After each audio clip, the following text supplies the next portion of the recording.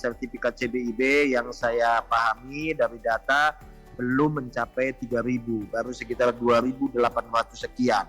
Padahal jumlah pembudidaya ini jumlahnya ratusan ribu, bahkan mencapai 1,5 juta kalau semuanya ditotalkan berdasarkan satu data. Ini yang menjadi keprihatinan kita semua.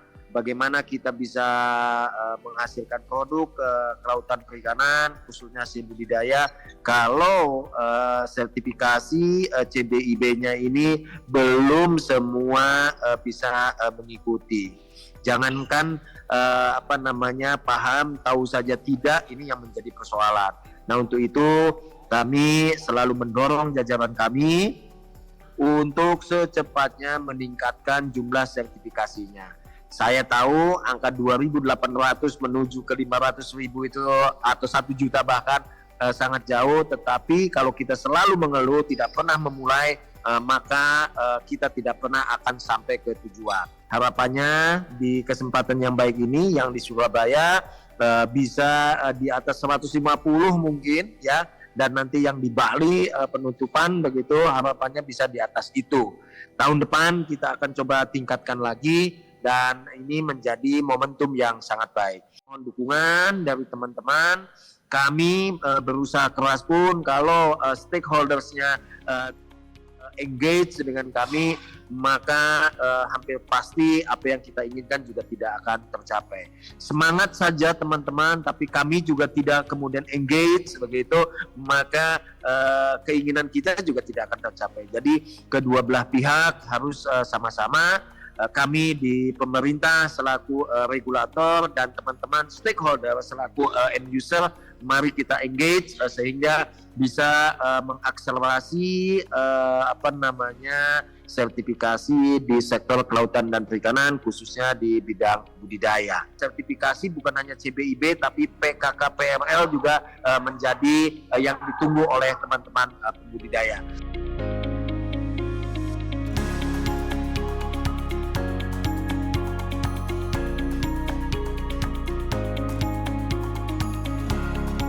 Jadi kita lihat perspektifnya begini ya. Kalau dari sisi kita ya sebagai akademis, bukan hanya semata-mata bahwa dari sisi praktek di budidayanya juga, tetapi dari sisi pembekalan pengetahuan baik kepada mahasiswa ya kepada petani juga menjadi sangat penting. Satu adalah pemahaman tentang proses produksi aquaculture, bahwa produk aquaculture itu adalah produk katakanlah udang yang sangat menopang dari katakanlah support of finansial, ekonomi dan sebagainya, dan dia dikonsumsi oleh atau diekspor menjadi komoditas andalan. Sehingga perspektif kita ketika menjadi produk ekspor, maka praktis apa yang dibutuhkan atau diwajibkan dibutuhkan oleh mereka itu harus kita penuhi gitu loh. Kalau enggak kan kita ditinggalkan oleh mereka gitu loh. Itu sehingga CBIB menjadi satu keharusan. Yang kedua adalah dari sisi pembudidayaan sendiri, tata kelola CBIB itu akan memperbaiki cara budidaya mereka gitu loh ya. Dari cara budidaya yang boleh dibilang tidak ada berdasarkan pengalaman saja, tapi sekarang sudah mulai diperbaiki. Bagaimana dia menyiapkan lahan, bagaimana dia memilih benur, bagaimana dia melakukan proses budidaya sampai pada panennya. Itu kan menjadi hal yang sangat serius untuk diketahui oleh pembudidaya. Kenapa? Kondisi budaya itu selalu berubah, lingkungan itu selalu berubah. Sementara kalau cara budaya kita tetap aja, itu kan juga harus menjadi bagian yang perlu kita perhatikan. CBIB itu menginisiatif, mengadopsi perubahan-perubahan tersebut itu loh. Bukan hanya dari sisi perspektif quality, tapi perspektif proses produksinya juga. Saya kira itu menjadi penting untuk penerapan CBIB.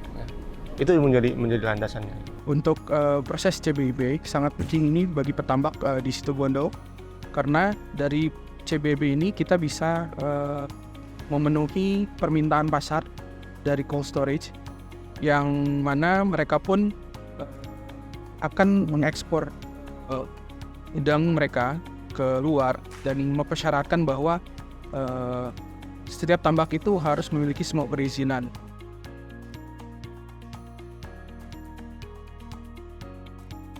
Peran kami dari asosiasi kepada petambak di Situbondo ini mungkin selalu menghimbau kepada para petambak untuk tetap memenuhi semua perizinan dari CBIB, baik itu CBIB maupun perizinan lainnya. Terkait acara ini ya mungkin sangat bermanfaat bagi kami pelaku usaha, jadi kami bisa tahu alur dari proses pengurusan perizinan CBIB ataupun perizinan lainnya.